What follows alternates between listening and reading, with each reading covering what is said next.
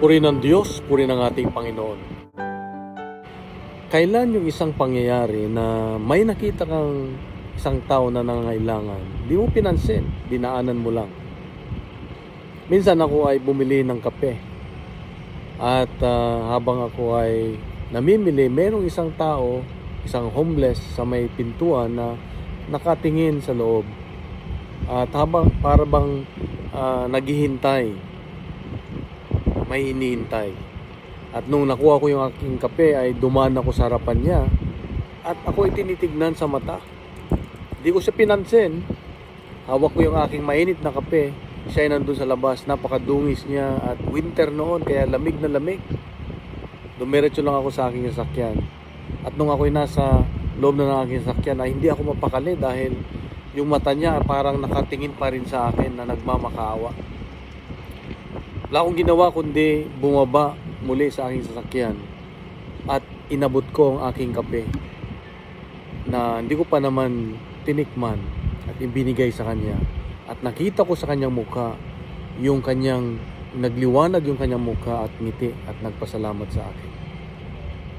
Sa Ebanghelyo ngayon makita natin ang isang mayaman na hindi niya pinansin itong si Lazaro na isang pulubi na nasa pintuan na ng kanyang bahay na may mga sugat pero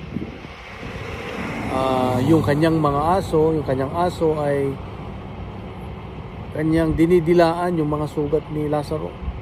Namatay si Lazaro at pumunta doon sa langit at itong mayaman ay nagpunta sa impyerno. Dito natin makikita ang paalala ng Diyos na kung ano ang ginagawa natin sa ating buhay dito sa lupa, ito ang nagdadala sa atin sa buhay na walang hanggan. Kaya nga, anumang kabutihan na pwede nating gawin ngayon habang tayo ay nabubuhay, ito ang natutunan ko sa buhay. Anumang kabutihan na pwede na nating gawin habang tayo ay nabubuhay dito sa lupa, ay gawin na natin. Hindi na pwedeng ipagpaliban at hindi natin pwedeng hindi pansinin yung mga nangailangan. Kunwari may pulubi sa daan, hindi natin pwedeng ignorin o daanan lang.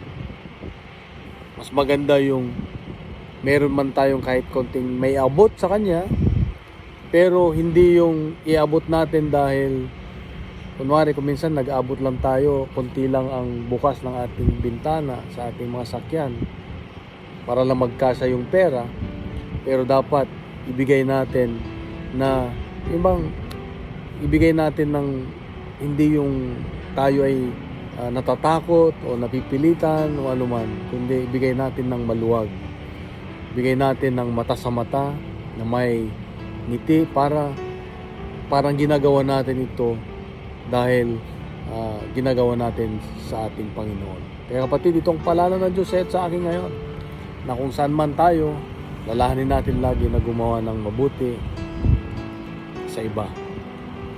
Kung nagustuhan po natin ang ating reflection nga, ibahagi natin sa social media at gawin nating viral ang salita ng Diyos. Punuin natin ng good news ang social media. Sa mapagpalang araw sa iyo sa mga magsabuhay. God bless and God is good.